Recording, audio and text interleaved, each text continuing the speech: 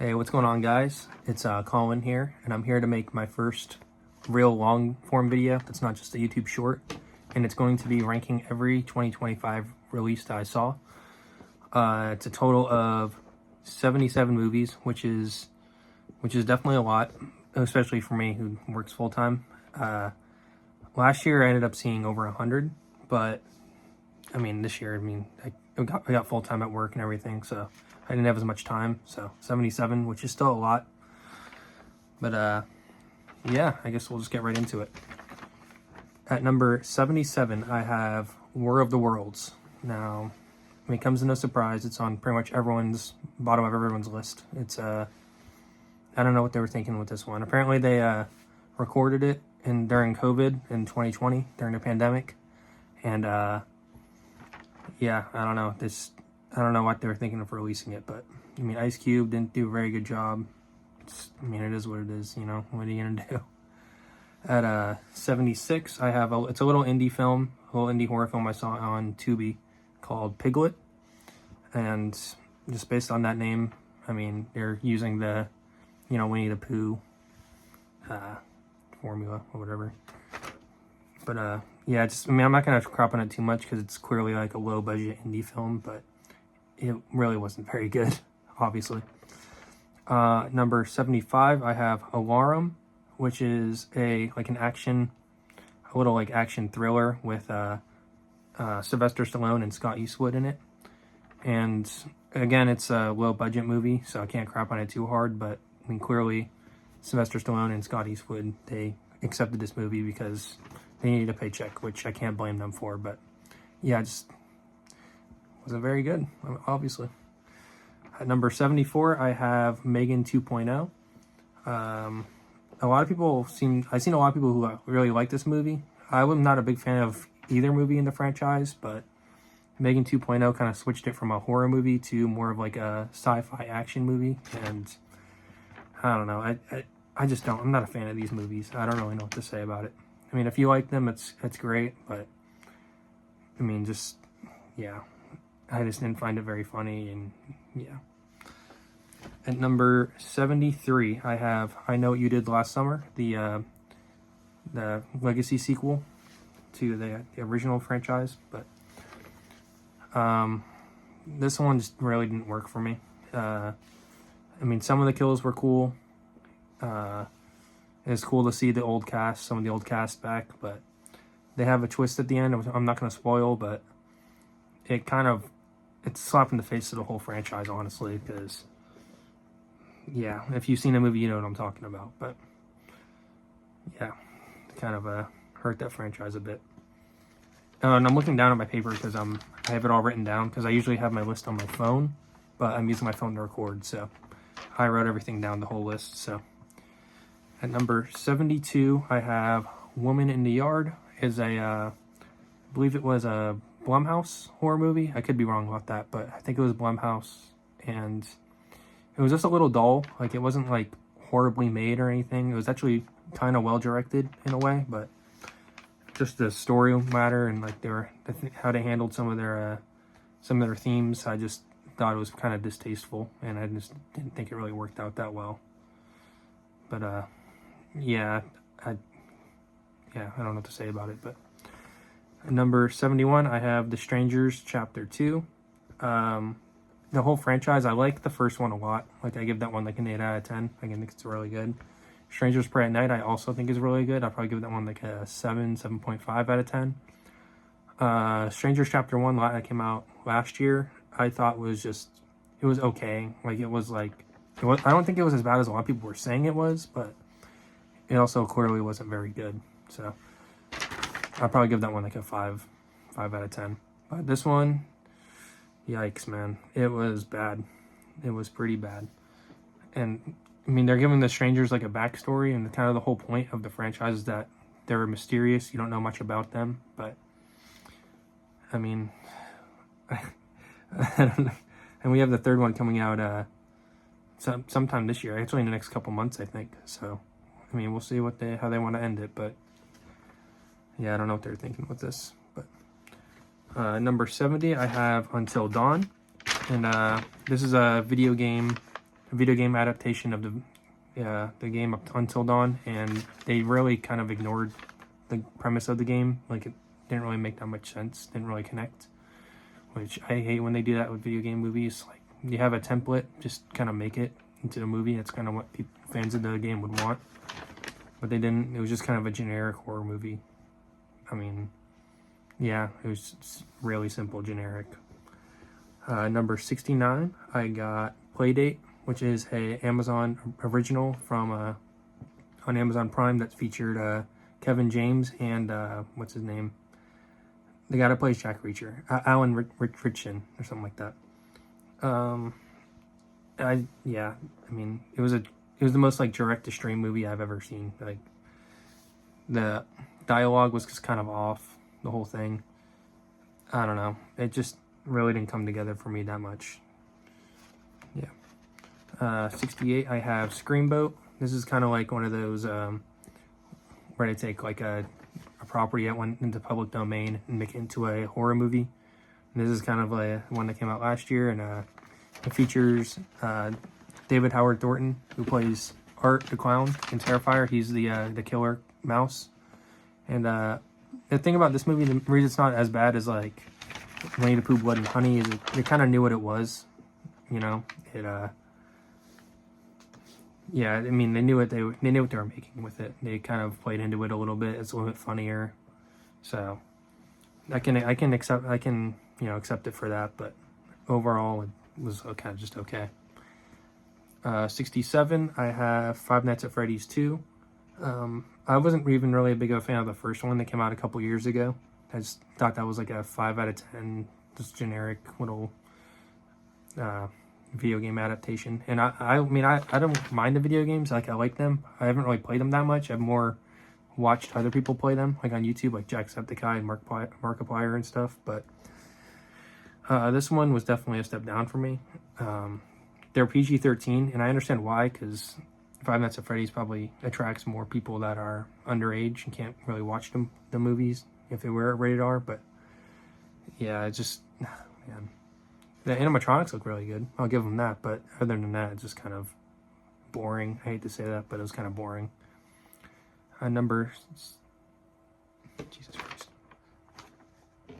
And sorry, no, I know my TV just kind of went off. Anyways, number 66, I have Neverland Nightmares, and this was another one of those Domain movies. It was made by the same people who made what is it called, Blood and Honey. And this one is definitely a step up from Blood and Honey 1, but I mean, it's definitely a different tone. It was a little darker. I mean, it was just kind of an odd movie. I thought it was pretty weird, but it was okay, I guess. Number 65, I have In the Lost Lands. This is one by Paul W.S. Anderson, I believe. It's just, it was on Hulu. I saw it on there, so I went to watch it. And it has Dave Bautista, Mila Jovovich. It's okay. It's just like super generic. The visuals were it kind of was an odd looking movie, like very CGI heavy. So, number 64, I have Rosario. I believe that's how you pronounce it. I could be wrong, but this was just like a little haunted house movie. A lady comes to her mother's or father's apartment, something like that, to check on her. And just a bunch of haunted stuff happens. I don't know, just I hate to say it again, but it's generic, like very generic. Number 63. Excuse me. Number 63, I have Fear Street Prom Queen. The other Fear Street movies I think are all just okay. I liked part 2, the one with like it was like an 80s camp slasher. That one was fun. This one's just like a kind of like a Scream ripoff, like a whodunit slasher, which we got a lot of this year. Like a lot of whodunit slashers. I'm kind of getting burnt out on them, and this one was just like a not very good version of it.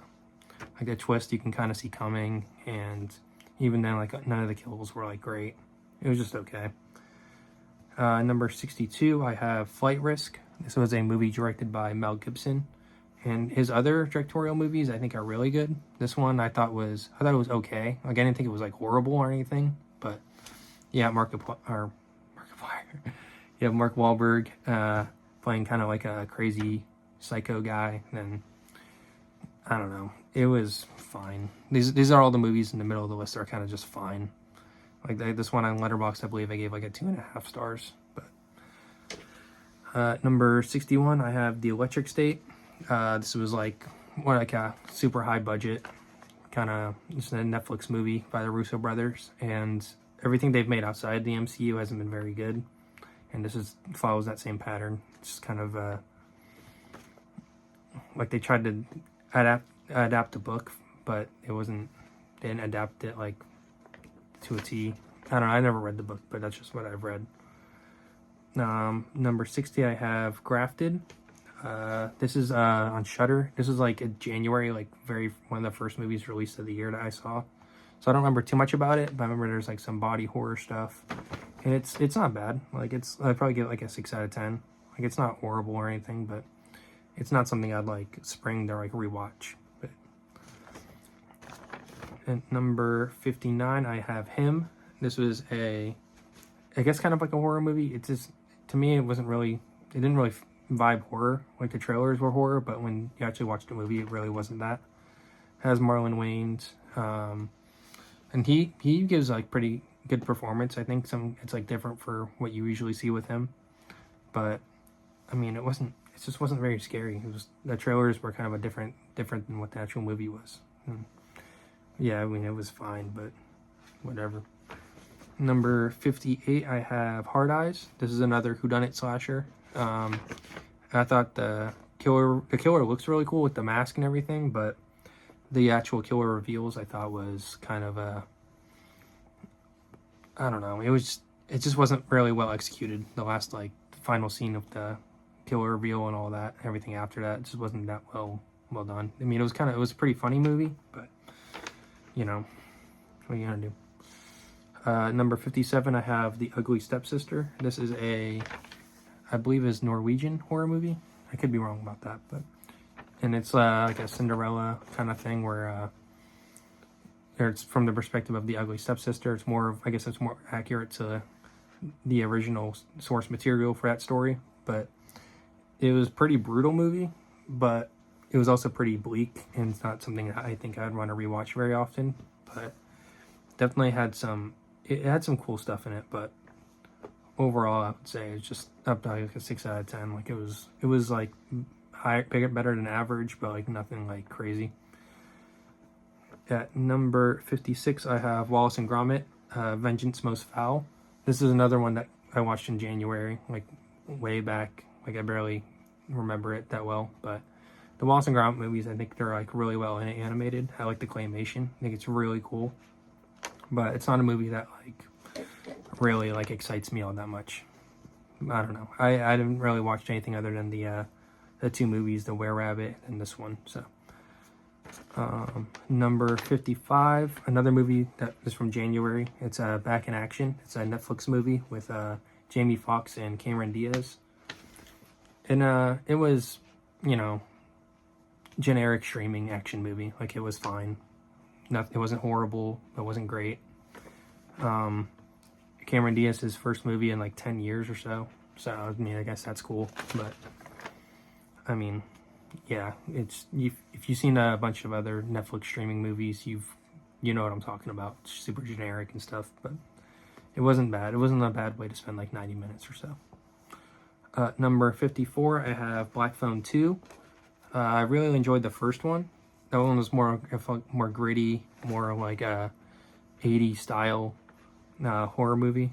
This one they go for something different, which I can appreciate, but it wasn't really something that I thought worked all the way for me. Like there was definitely like some bloody, gory stuff, and it was cool to see the cast again, because I think they did a really good job in the first one. But I don't know, it was a little too different for me, and I feel like it didn't really work as well as they probably thought it would. Number 53, Happy Gilmore 2. The first one is, Adam Sandler classic. It's like for me, it's probably like, I give it like a 4-star on Letterboxd. Like it's really good. This one is definitely a step down. and I think it's still has its funny moments, but I feel like they more go for references other than trying to like make their own kind of unique movie. They more try to remind you of the past and nostalgia bait and all that, which, you know, I'm not a big fan of them people doing nostalgia bait and stuff. Just kind of is what it is. But it wasn't bad though. Yeah, I would check it out if you like the first one. Number 52, I have Snow White. I know a lot of people really hate this movie, and I understand why. But when I watched it, I thought it was, you know, it was fine. Like, I didn't like hate it or anything. The CGI dwarfs are like really uncanny. They're kind of weird, but I think Rachel Zellweger, she doesn't really fit the character, but she's like has a really good voice for Disney, or like a Disney princess. So I feel like that worked. But other than that, it was just kind of whatever to me. At number 51, I have Love Hurts. This is like an action, kind of like John Wick style action movie with what's his name? The kid from Indiana Jones. I forget his name. Sorry, but it was okay. It was fine. The action wasn't nearly as good as obviously like a John Wick or anything. I mean, it's hard to replicate that. So I understand that, but it's a really short movie. It's like 80 minutes. It's like an hour and 20 minutes or something like that. So it's a really quick watch, but it was just okay. Number 50, I have Clown in a Cornfield, which is another like whodunit slasher thing. And it was a little different than Hard Eyes. So it was like a little bit better. Obviously, it's higher on the list, but I don't know. I'm just kind of burnt out on whodunit slashers. I mean, this one wasn't bad, but I miss kind of the slashers where there's like a horror icon like Jason or Michael. But now it's all like they have the killer, but then they get revealed at the end to be one of the characters from the movie. It's just kind of, you know, they're all copying Scream now. But yeah, at this point they just all kind of fuse together to me. At number 49, I have Presence, which is a movie by Steven Soderbergh, and it was like it's a haunted ghost movie, but it's from the perspective of the ghost, which is actually could be interesting, could be unique. I didn't feel like it. This was more of like a family drama than like a horror movie. I didn't really feel like that much of a horror movie, except for a couple times. But yeah, I mean it was okay, but it's not something that I would want to rewatch a lot because it gets kind of bleak at the end. But overall, it was cool. At number 48, the other Steven Soderbergh movie this year, that is Black Bag. Really well acted. I mean, obviously the cast is really great. It's just not really my style of movie. It's not like something I spring to watch all the time, but I can understand this being a lot higher in other people's list, but for me, it's at number 48. Excuse me. Oh, man, my throat. Jeez. Number 47, I have Heads of State, which is another Amazon Prime original movie. And this one has Idris Elba and John Cena. And I think this one was a lot of fun. Like, I enjoyed this one overall. This is probably like a 6.5, like almost a 7. Like, it was just fun. Like, it's not like anything mind-blowing or anything. You know, it's a direct-to-streaming movie. But I thought it was a lot of fun. Something I could see myself rewatching one day, you know, if I'm feeling up to it. Number 46, I have Ash. This is like a trippy little horror movie. Excuse me. Jesus. Ash is like a trippy little, like a mind-bending horror movie. And I remember it being pretty cool. Like, it has Aaron Paul in it, which I really like Aaron Paul. But overall, this movie, I think, was like, it was good, but like nothing crazy. I don't know. I've seen it. It was a long time since I've seen it, so it's kind of hard for me to remember and describe it and all that. But number 45 is Jurassic World Rebirth.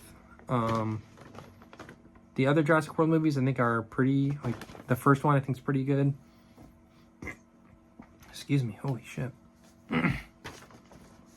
The first one I think is pretty good. The second Jurassic World movie I think is like okay. Dominion I think is pretty. It's just it's like a 4 out of 10 or something. It's like pretty bad. And Rebirth I feel like it doesn't exactly get the highs of like the others in the franchise. Like, obviously you're not going to hit the highs of Jurassic Park, but I mean, this movie, for what it is, you know, it's fun. It's a fun little action movie. like a shut your brain off little action movie, but you know, you guys probably seen it. It is what it is. Man. Number 44, I have The Conjuring Last Rites. This is the fourth Conjuring movie, and the first two I think are like some of the best horror movies ever. Like I give them both like a 10. The third one I give like a 6 out of 10. Like it's fine. And this one's kind of more of the same. I'd probably give this one like a slightly higher score, like a 6.5. They have like, they're back at like a haunted house helping a family, so it kind of feels like the first two, but the third act is like super generic. Like if you've seen a lot of the other Conjuring franchise movies, you've seen this one pretty much. Number 43, I have Death of a Unicorn. This is an A24. It has Jenna Ortega and Paul Rudd. And the best part of the movie for me is the Will Poulter's character. He's hilarious. He's so funny. But Jenna Ortega, you know, she does a lot of pretty great stuff in horror movies and stuff, but this one's kind of just okay. The CGI unicorns were pretty distracting, but I mean, it was a unique little thing. You don't see a lot of unicorns in like any movie, never mind horror movies, but for what it is, you know, it's a fun like movie maybe you can rewatch every now and then, but nothing crazy. It's pretty good. Number 42, it's actually the first movie I saw from 2025. It's Den of Thieves 2. The first one I really enjoy. I think it's like an 8 out of 10. Like I think it's a pretty underrated like crime heist movie. This one is a little bit worse. I'd probably give like a 7 out of 10. I mean, it's just not as good as the first one. I mean, you have the same characters. It's cool to see them again, but I mean, it's kind of generic-ish a little bit, but it's well shot and has a good budget, so it's pretty easy to sit through. Number 41 is Fight or Flight. This is with Josh Hartnett, which I'm a really big fan of his from, you know, the 90s, like the Faculty and Halloween H2O. Jesus Christ. But it's good to see him getting back in movies. Like he was in Oppenheimer. Last year he was in Trap, which I didn't really like Trap, but it was cool to see him in it. And this movie is kind of like I think the people who made it were like some producers for John Wick or something, so they have like good fight choreography. It's a really goofy, fun movie. So, you know, I give it like a 7 out of 10. It is fun. Number 40, I have Keeper, which is the first movie on this list from Osgood Perkins. And it was, I think that Tatiana Maslany, I think that's how I pronounce her name. I could be wrong, but I think she gives like a really good performance. But and overall, it has like a super creepy vibe, which Osgood Perkins is good at maintaining, like a good creepy vibe throughout the whole movie. But I don't know, it's just not something I would like rewatch. But it was like, for what it was pretty fun. Number 39, it's gonna be like an Oscar contender type movie, one battle after another. I understand why people have this in like their top 10. Obviously, I mean, the performances are incredible and everything. It's just for me, like when I rate movies, especially on like a list like this, I rate it pretty highly in like movies that I'd rewatch. And this movie isn't really like a rewatchable movie for me. Like it's super long. It's like almost 3 hours. It's not really exactly like subject matter that's like something that I gravitate towards, but I understand like the performances are great. I mean, like, there's gonna win some Oscars clearly. So yeah, it was a good movie. I'd probably give it it's like a 7 out of 10 for me, but like how it's made, like, and everything, it's like obviously like a 10. Like it's like a really well made. But yeah. Number 38, I have The Monkey, which is the other Osgood Perkins film. It was the one that was released earlier in the year. And it's more of like a horror comedy. It's like, I don't know, after watching Longlegs, I expected it to be more of like a dark kind of movie, but it's like the complete opposite. It's like kind of like a goofy horror comedy, which is cool. It's cool to see that Osgood Perkins has like a lot of range. I mean, it didn't like work all the way for me, but it was still like a fun watch. Like I'd recommend like watching it with some friends or something. Just like a little goofy thing. Number 37, I have Drop. This was just like a good like bottle thriller. Like it all took place in like one location pretty much. A lot of suspension. I think they did a pretty good job of like the mystery in the whole thing. And the performances were great. I don't know, it was just a fun little tense movie. It wasn't like the third act got a little bit too goofy for what the whole rest of the movie was. Like it didn't really fit. But overall it was like a really fun movie. Number 36, I have Nobody 2. The first one I love. Like it's like John Wick style. Like fun fighting and all that. And this one is definitely a step down, but it's still a lot of fun. Like it takes place in like an island setting, so they change up the setting and all that. So they bring all the characters back. I don't know. It's like a fun movie, but it's not in this level of like the John Wick action movies and all that. Number 35, I have K-pop Demon Hunters. It was a Netflix animated movie, and it's like I don't like watch a lot of anime, so it's not really my thing. But the music's really good, and it's well animated and all that.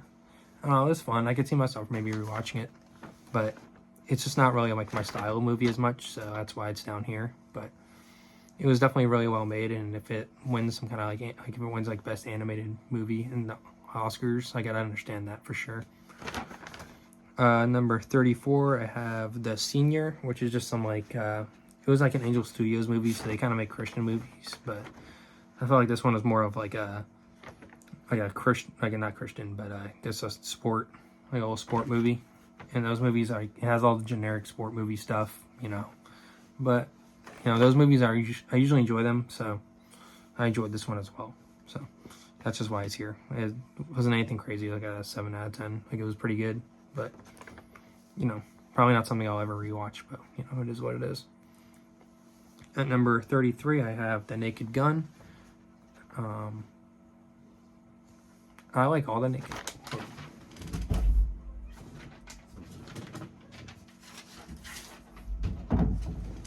Sorry about that. Yeah, The Naked Gun. I watched the other 3 movies, the original 3, in participation for this, and they're fun. They're fun movies. I mean, they're not like necessarily movies that I love, but this one's definitely, I think this one might be my favorite, honestly, which I might be sacrilege to say, but you know, it was just a funny movie. I mean, funny moments. Yeah. Number 32, I have Dangerous Animals, which was like a little like horror thriller type movie, and had some really tense moments. It had some great performances especially by Jai Courtney. He does a really good job as the antagonist. He's pretty intimidating, but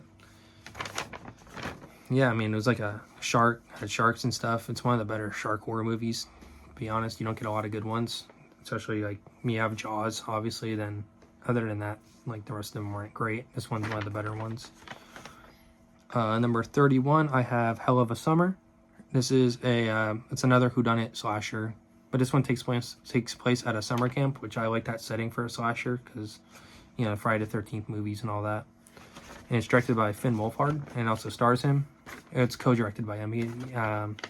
I forget the other director's name. Sorry, but I mean, yeah, it was really funny. I feel like it was more comedy than horror. And like I said, I'm getting kind of burnt out in the whodunit slashers. Like it's kind of like, I'm kind of over it a bit. Like you get so many of them. But this one was funny. It was funny enough. The comedy kind of rose it above the rest. So, number 30, I got Ballerina. It was the John Wick spinoff movie, and the action was great and everything. It just, you know, when you don't, and Keanu Reeves is in it, but when you don't have him as like the main character and you don't have that story from that movie, it's like it feels a little bit more generic, but it was still fun. You know, great action and all that. Number 29, I have 28 Years Later. The other 2 movies I think are really good. I mean, 28 Days Later is one of the best zombie movies ever. 28 Weeks Later is a lot of fun. And this one's kind of on the same level as Weeks for me. Like if I was ranking the franchise, I don't know which one I'd put over Week or Years, but yeah, I just think this movie was like, yeah, it's just a lot of a lot of fun. I don't know. Number 28, I have Wolfman by Leigh Whannell. And a lot of people hated on this movie. I don't really understand it. I thought this movie was actually like, pretty good. I give this one like a 7.5, like maybe even like an 8. Like I thought it was a lot of fun. And like I like a lot of Leigh Whannell's movies. I think he's like a really good director. So I look forward to anything he makes. This movie is just really tense. It was like a bottle movie in a way. It was a lot of fun. Number 27, I have Wake Up Dead Man, which is the third Knives Out movie. And I like all the Knives Out movies. I think they're all great. This is probably my least favorite, just because I'm not like, this movie is like super like about religious people and church and all that. And I'm not really religious as much, so I didn't get as much out of this. Plus, I think all like the side characters, like in the other two movies, they're a lot of fun. And this one, I felt like they're a little more muted, more in the background. You didn't get as much of them. So it's probably my least favorite in a franchise, but it's still like a 7.5, 8 out of 10, something like that. Like, it's really good. Number 26, I have The Bad Guys 2. It's an animated movie by DreamWorks, I believe. And I like both the movies in the franchise. 1 and 2, they're both like 8 out of 10s to me. Yeah, like the voice acting's a lot of fun. They're just super fun movies. Like, the animation's like really fun, really cool. It's almost like a Spider-Verse almost in a way. But yeah, it's a lot of fun. The animation and all that. Number 25, I have a Minecraft movie. Which, I mean, I played Minecraft growing up. So, naturally, I kind of like this movie a lot. Plus, I think it's like a really stupid movie. Like, it's just Jack Black playing Jack Black. And Jason Momoa plays this, like, super, like, crazy character. I don't know. It's like obviously really stupid, but it's like one of the funner movies of the year for me. So, you know, yeah, it's a lot of fun. Number 24, I have Predator Killer Killers, which is an animated Predator movie that released straight to Amazon or Hulu, excuse me. The animation was like really cool. It was a really badass concept of having the Predator dropped into different periods of time. Which I think I really want them to do that for like live action, but for them doing it for an animated movie, then bringing it all together, I thought it worked really well. It was a lot of fun. I'm on the back of the page. The last 23 here. Give me a second. All right. Number 23, I have Bring Her Back, which is a horror movie by the people who made Talk to Me last year, which is one of my favorite, or 2 years ago, which was one of my favorite horror movies of 2023. And this one is, again, really well directed, really well made. The only reason why it's down here and not higher is because it's like super bleak. It's like one of the bleaker movies of the whole year. So it's not one that I would like choose to rewatch, like really, like maybe like once every couple of years. But it was really well made, really well acted, so it made it all the way to 23. It's a clear 8 out of 10 for me. So number 22, I have Captain America: Brave New World. I know a lot of people really didn't like this movie. I thought it was pretty underrated. Like, it's not like great or anything, but it's like a sequel to a sequel to The Incredible Hulk from 2008, and then it's kind of like a diet Captain America and Winter Soldier. Like, it's like a lot of espionage stuff and a mystery and all that. And I think Red Hulk at the end is a lot of fun. I think the third act was a lot of fun.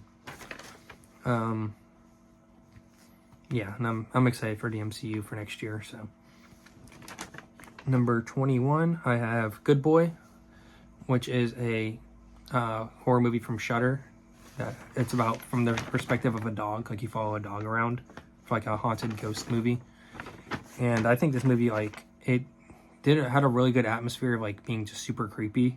But yeah, I mean, it was like a really short movie. It was like 70 minutes, but yeah, it was like I think it was really well made for the concept. I think as well as you can make the concept of following a dog in a haunted house. So number 20, I have Fantastic Four: First Steps. I mean, I like the cast. I don't think it's great. Like, I think like the cast from the original is probably better, like overall for the characters. But I would say this cast is more more talented acting wise. So, and I like the going back in time and having like the 1960 like retro style. Like it was really cool. And yeah, I mean, I think it was really well done. I can't wait to see them in Avengers Doomsday. So at number 19, I have The Gorge, which I believe this was a Apple TV Plus original.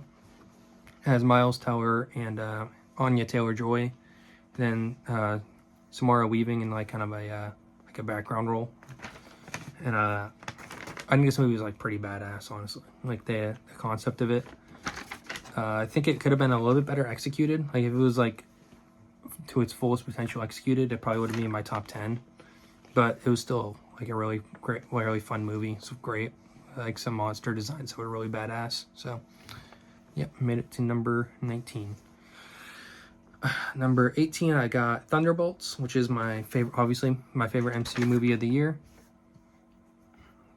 They're all pretty close together, but I don't know. This one I would I mean, I like the group. Like I think it's like a really fun group and some really fun action, and I think it is the most impactful for the rest of the MCU for the future, because you have like the new Avengers or whatever they said for it. So yeah, I think it was like really fun, really good movie. Number 17, I have Frankenstein, which is a Netflix original from Guillermo del Toro, whatever. Yeah, I think it was like super well made. The set designs and all that were really cool. Yeah, Jacob Elordi kind of like disappears into the role. I don't really know what else to say about it. It's just a really great movie. Number 16, I have Together, which is like a body horror movie with Alison Brie and what's his name, Dave Franco. And it's kind of like a diet to substance, kind of like not as crazy version of The Substance. It was still crazy, obviously. It's definitely the best body horror movie of the year by far. Best like practical effects almost for the whole year. So yeah, I thought it was like really, really badass, really cool movie. Number 15, I have Mickey 17, which I mean is just really fun. Has a fun cast. Mark Ruffalo's crazy in this movie, and yeah, Robert Pattinson playing two roles, and it's pretty cool how you can tell which one is which, even though it's the same guy. Like he kind of does a great job of playing two different characters. So number 14, I have Warfare, which is another A24 movie, and it's like it takes place in like there's no like skips or anything. It's just like one straight like hour long, no time skips at all. Just 1 hour in like a war movie, and it gets pretty brutal at times. Like it's a lot of it's pretty tough. It's a pretty tough watch. If it was a little bit easier to watch, maybe I'd have it in my top 10. But for what it was and what they were trying to do, I think they executed it as good as you probably could. So number 13, I have Novocaine, which has what's his name? Excuse me. Novocaine. Like the concept for this movie, a guy who can't feel pain and everything. I think that's really cool, and this a really fun concept for an action movie, and I think they executed it pretty well. So yeah, I don't know, it was just a lot of fun. It was in my top 10 for most of the year until I caught up on a few movies before the end of the year. So number 12, I have Caught Stealing, which is with Austin Butler. It's like a super gritty, fun action movie. Like really funny characters and heartfelt at times. Yeah, I don't know what else to say about it. It was just a lot of fun. Number 11, just missing out in the top 10, is F1, which the fact that this movie is not in the top 10 is kind of crazy because I give this movie like a 9 out of 10. It's just like a racing sports movie, but it's like as well made as you can make it. It has a great cast, Brad Pitt. Yeah, I mean, seeing this movie in theaters was awesome. It was like because the people who made it made Top Gun Maverick, so they know how like to really shoot action to really immerse you into it. And I think it was really, really well done, really well made. Number 10, starting the top 10 here. Number 10, I have Predator: Badlands, which, for my money, would get my vote for most badass movie of the year. Like, this movie was insane. Like, the Predator landing on the planet and all the different like plants and all that kind of stuff, kind of living organisms that are like really unique. It was a lot of fun. And Predator was really cool. And at the end there, when he's killing all the guys, it's so badass. It was just really badass. Number 9, I have one of the earliest movies I saw this year and stayed in the top 10 the whole year. Companion, which is I don't know, it's probably like the horror comedies, if you want to call that. I mean, that's what this is, right? Horror comedy. It's probably the best of the year. Like, it's so much fun. Like, the concept's so cool. The way it's executed is really fun. But yeah. Number 8 is probably one of my most surprising movies of the year. Maybe it's in contention with the next movie I'm going to talk about. But number 8, I have Final Destination: Bloodlines, which I like the rest of the franchise, but I feel like this one's like easily the best one. Like, this movie is like really well done. And then you have Tony Todd in his last scene where it's like so heartfelt, and you can feel like he's talking to the audience, like he knows this is going to be like his last movie. You know, rest in peace, Tony Todd. It was really, really well done. Number 7, and this is probably the other movie most surprising of the year, and that's The Long Walk, which is, it's not really horror. It's like a thriller. But, man, this movie is like so well acted. Like, it's so well made. I know it's based off a Stephen King book. Like, really emotionally devastating movie throughout the whole thing, and even especially at the end. I mean, probably is my most surprising movie of the year, because I remember seeing a trailer for it and being like, it looks okay, but you know, going into it and watching it, I'm like, wow, this movie really blew me away. So, number 6, I have Marty Supreme, Timothy Chalamet. And yeah, I mean, it's about this character who's like trying to make his dream come true. He's doing all this crazy stuff, and you know, it's pretty I don't know if I'd say, like, I mean, I guess it is inspiring, but if you know the movie, he didn't really accomplish like his main goal, but I think for what it is, it's like really well made, and the acting is phenomenal. So got it at number 6. Number 5 is Avatar: Fire and Ash. I mean, the first movie I probably give like a 7.5 to. I think it's pretty good for what it is. Avatar: Way of Water, I give like a 9 out of 10. I probably slightly prefer it to this one. Like, they're both on the same level to me. This one's like a 9 out of 10 for me as well. I mean, they're just visual masterpieces. I mean, you have to see these movies in theaters. Like, they're so well made. Like, the best CGI, best looking movie I've probably ever seen. Seeing it in RPX 3D, and it blew me away. Really did.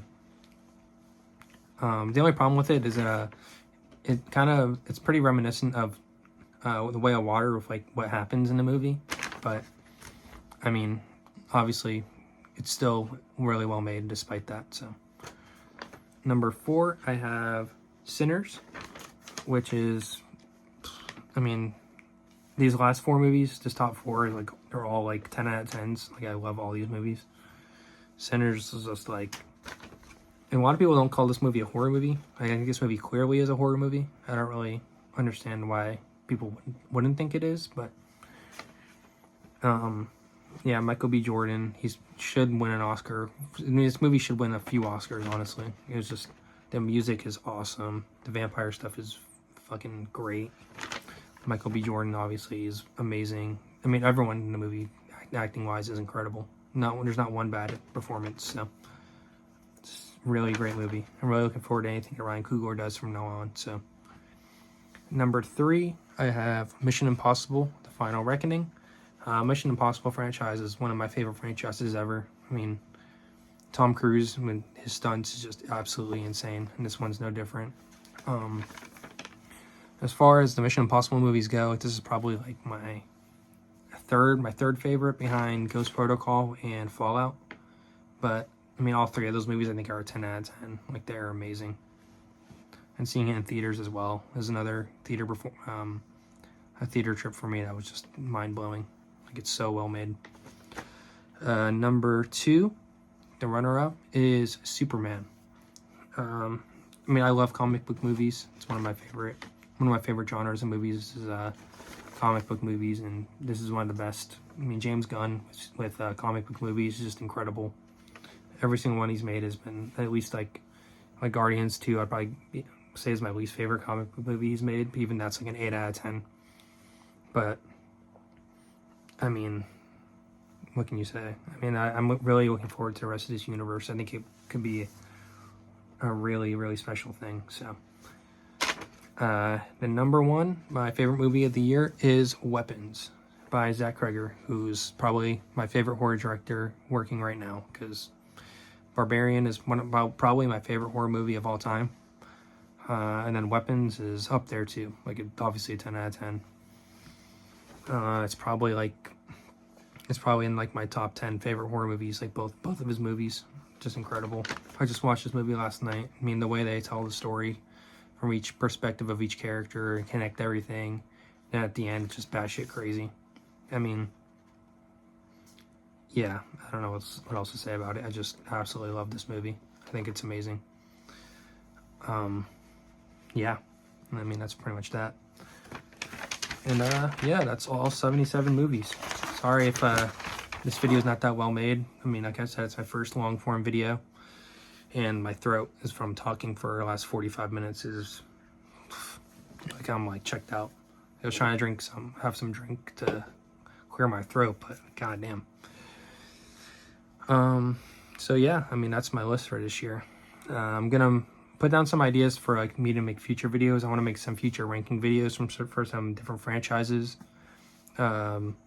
Maybe do some long form reviews for some future horror movies. I'm gonna mostly focus on horror movies for this channel, but I just wanted to give my list for every single movie this year. Yeah, this year I think was a really good year for movies. I think this movie is, I would say this year is like definitely better than last year as far as movies go. But I think this year in 2026, with like the slate we have coming out, I think it's going to be a great year for movies. Let me know if you want me to make like a most anticipated video for movies coming out this year. Yeah, I mean, that's pretty much it. Hit subscribe and like for me, guys. I'm going to have more videos coming out. I'm going to do like shorts and regular long form videos. So just let me know what you guys want to see. All right, thanks, guys. See ya.